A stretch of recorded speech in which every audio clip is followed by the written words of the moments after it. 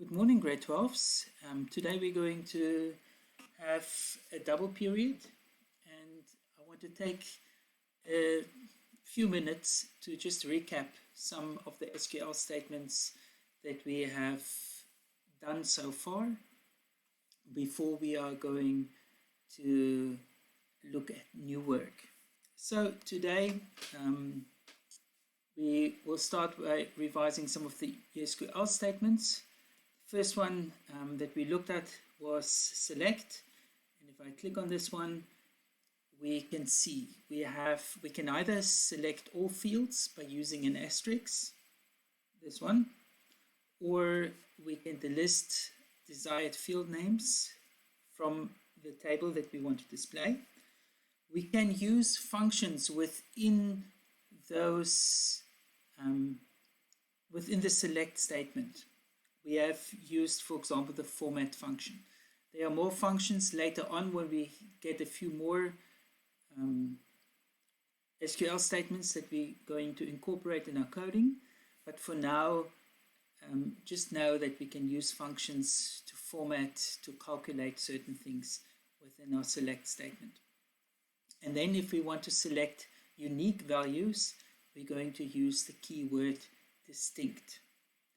Then we have our from clause, where we are going to name the tables that our selection of the fields is applying to.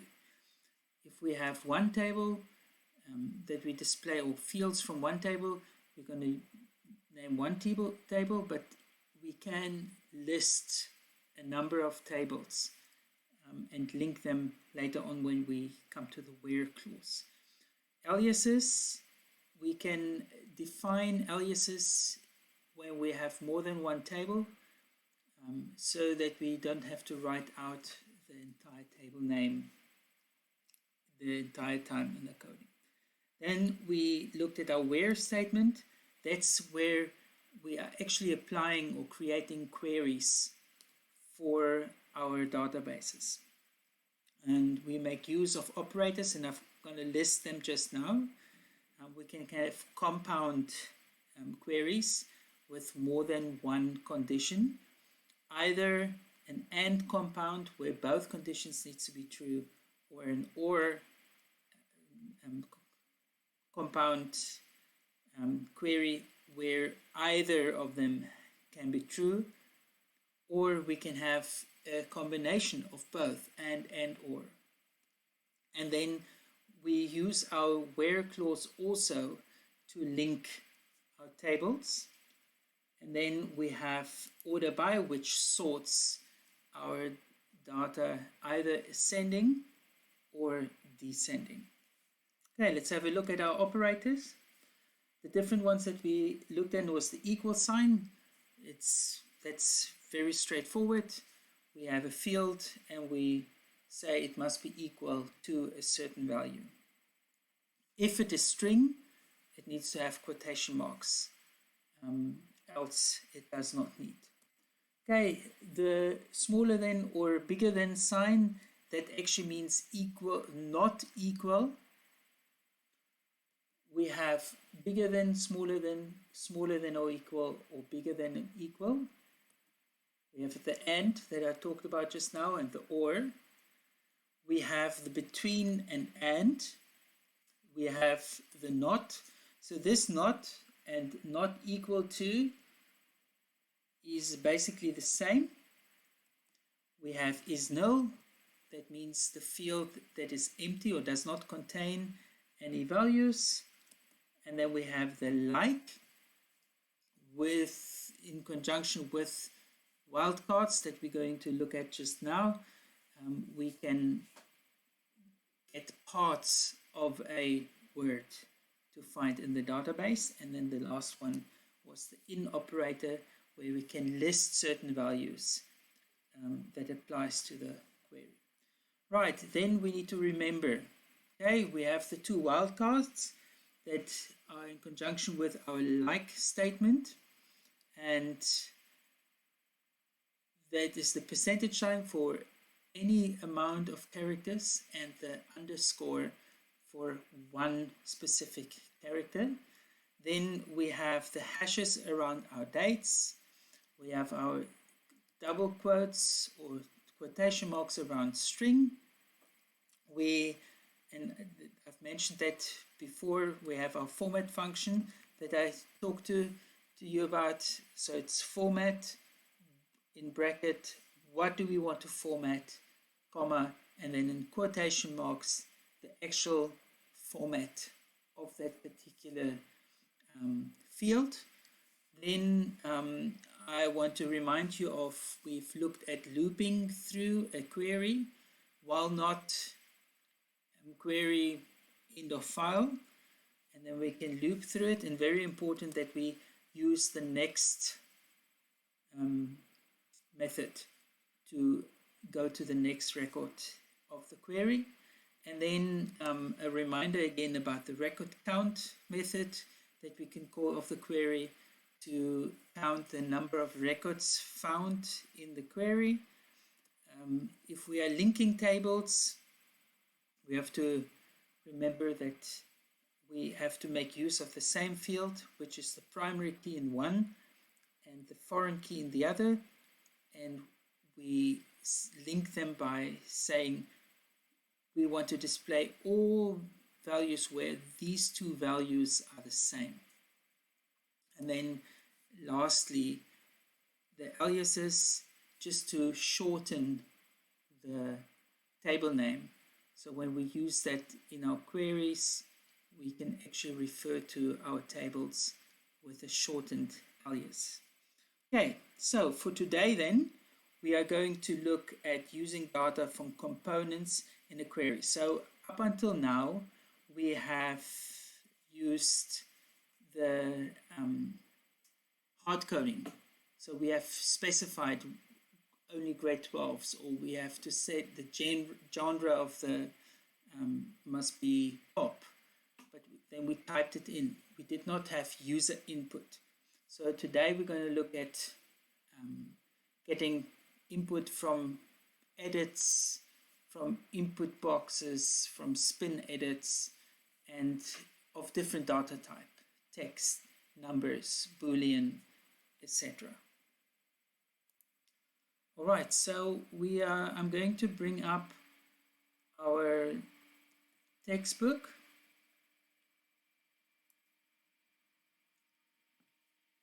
And we are quickly going to go through the work that we have to cover today.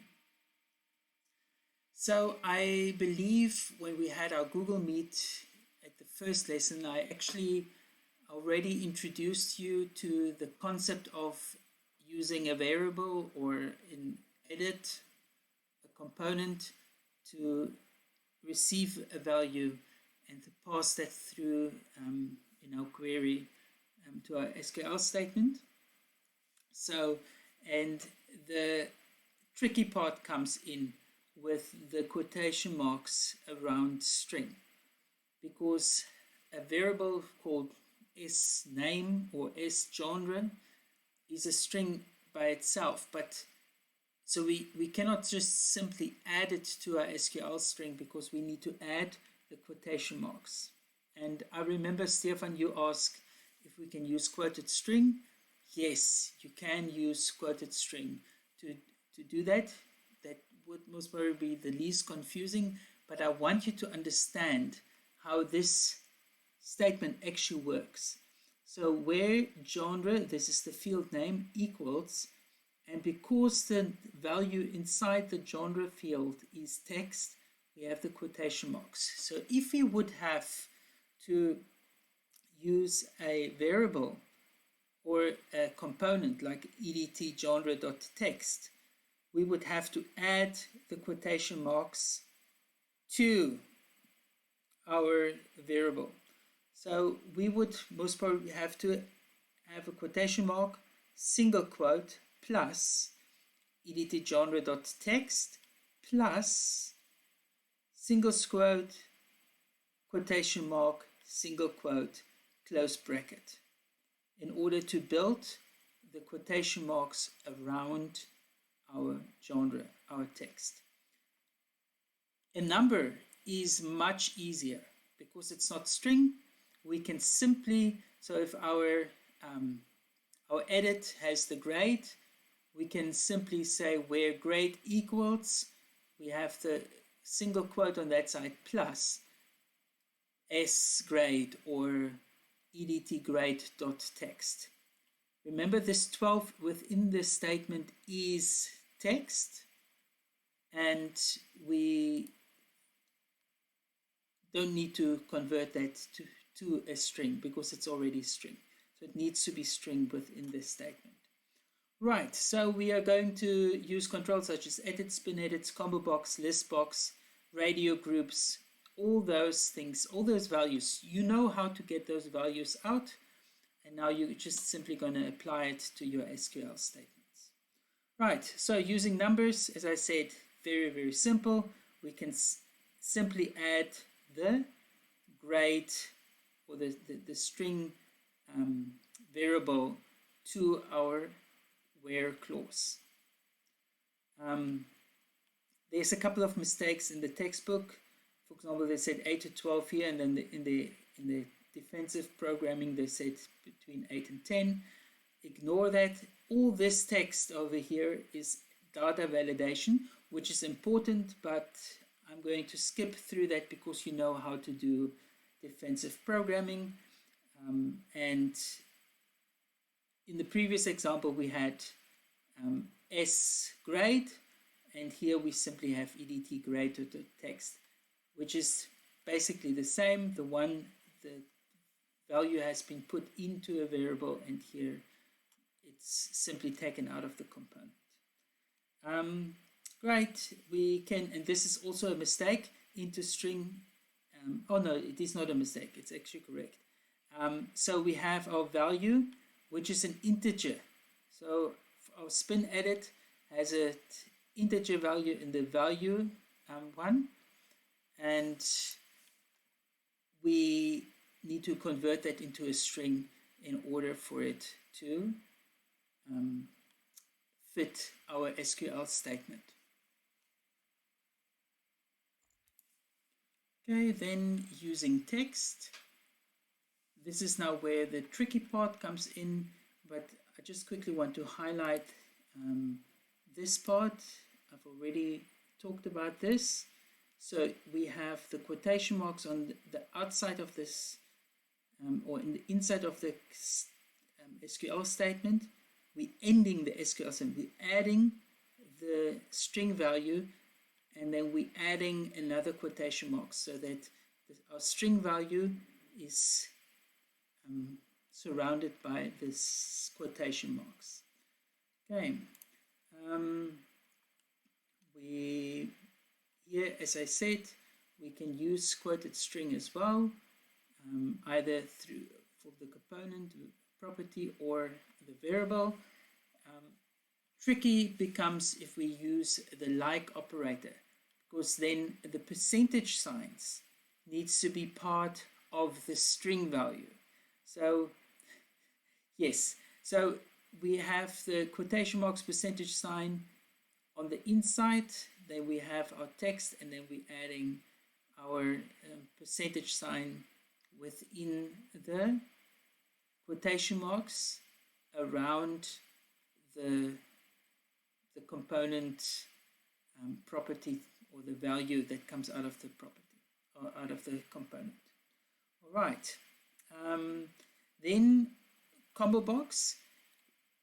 Very briefly, the code that they are actually using here is what is the word?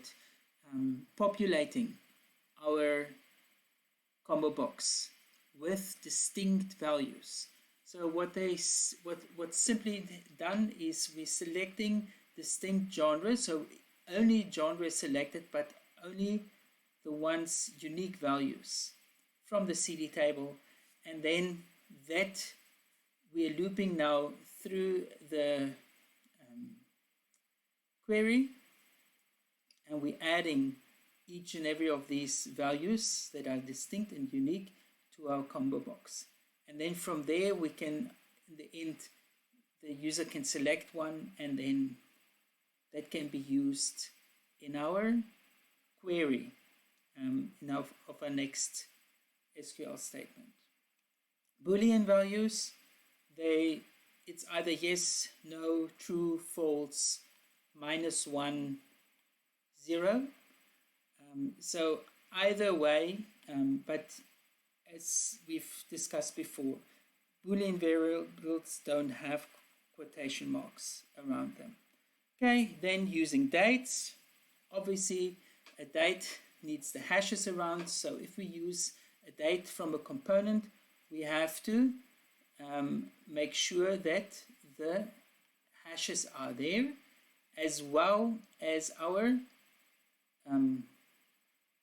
forward slashes, so that the format of the date is exactly like this. So if our date comes out of different components, we have to add those forward slashes.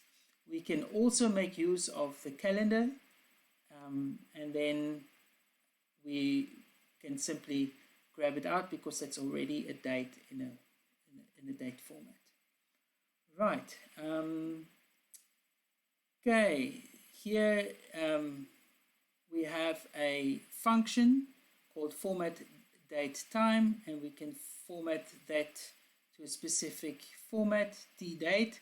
So that's slightly different than the format function that we're using in the select statement, but yes, just familiarize yourself with this, but I would still format it in our select statement, because here you will have to use the field by name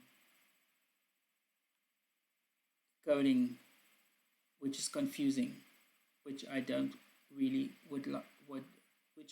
want you to do. All right, obtaining data from a DB grid.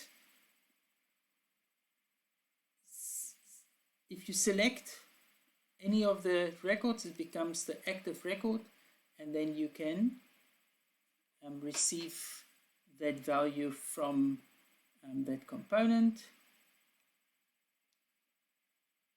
I believe we have cell click, as field click, column field by name.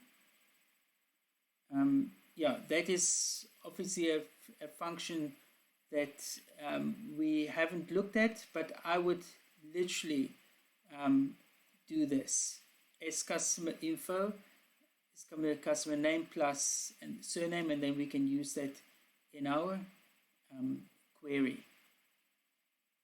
All right, activity 6 for today. This last bit was a little bit confusing, but don't worry, it's not really that crucial. So what I would like you to do today is complete activity 6. There are 3 of them. I know that's a little bit, it's a lot. For activity 6, the data is actually available on the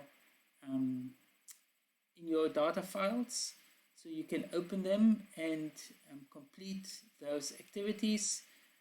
If you do not manage to do all 3, that's okay. For homework today, I would rather like you to continue with your PAT than doing one more activity, because you are going to apply this work in your PAT anyways. Alright guys, enjoy.